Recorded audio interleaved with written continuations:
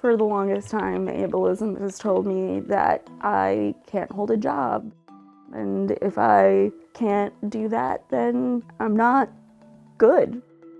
But when COVID happened, everybody started adjusting to remote work and my prospects opened up. Kayle Hill has just started her first remote job with a social service organization in Connecticut. It's especially draining for me to sit up. I'm able to do my job better from home. Kayle is diagnosed with arthritis and other chronic conditions. For her and millions of other disabled Americans, COVID-19 is having an unexpected and profound impact. The ability to work from home, that's been an accessibility accommodation that the disability community's been asking for a long time. And for a long time, the answer has been no. Disabled folks in this country have been told for decades that the core of this job requires that you have to be in this particular office, these particular days. And that turned out to be a lie. Going to the office for 9 hours a day was not good for my health. About 1 in 4 US adults is disabled, and many need remote work in order to do their job.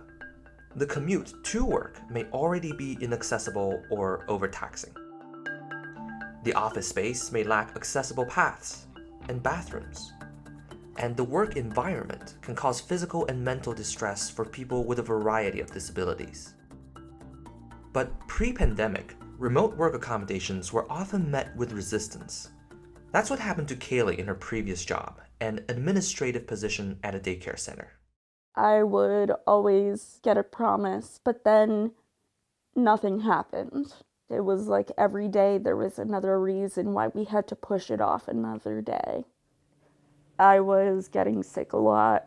It also just ruins your self-esteem, not being able to perform your job in the way that you know you should be.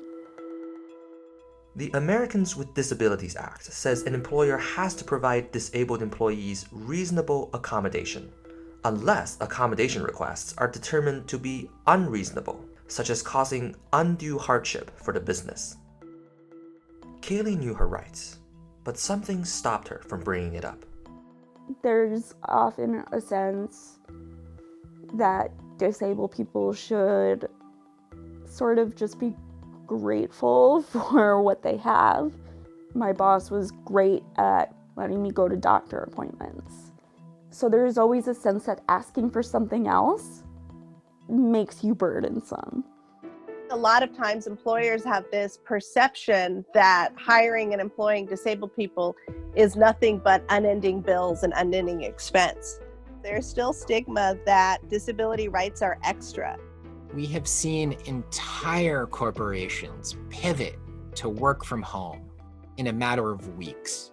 It really does give lie to the notion that that's just unreasonable, it's an undue burden, we can't do it for anyone, when you have in fact done it for everyone as soon as the ableds needed it. And I would expect, going forward, employees would be able to make the legal argument in court. Kayle eventually left her last job when a slight pay raise disqualified her from affordable health care. And then COVID-19 hit.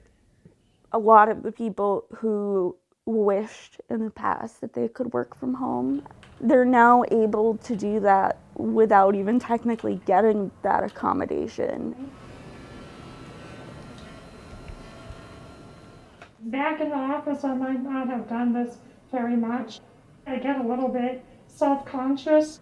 It's a good physical break on the body. It's a good mental break on the body too. I can get more stuff done now than I could before, and that's because I'm in the most perfect environment for me. Dianna Hu helps Google handle incoming web traffic, and her job went remote during the pandemic. Dianna's apartment is customized to provide maximum accessibility. Back in her office, she was still sometimes left at the mercy of passersby when she couldn't open a door on her way to a conference or couldn't reach the control panel in a video conference room. You're in a different location. I am the ultra awesome home environment. I don't have these physical barriers in the way. I'm able to attend more meetings as a result. There is a real suspicion that people with disabilities, if given an accommodation such as telework, will actually not be working. And yet we know that people actually put in more work. Which is shown by various studies. COVID is closing down lots of buildings. I think a lot of people are understanding what it means for structures to not be accessible and for the need to have adaptation and have accommodations in place. In fact, remote work flexibility can have wide benefits for the entire workplace, aside from being an essential accommodation. And while remote work removes various employment barriers, it's important to recognize that many disabled folks still have to limit their job options in order to keep essential healthcare and benefits. Over 1 billion people across the world have some form of disability. And so I hope that even as the world begins to return to a new normal at some point, part of that new normal will incorporate the ability to work from home.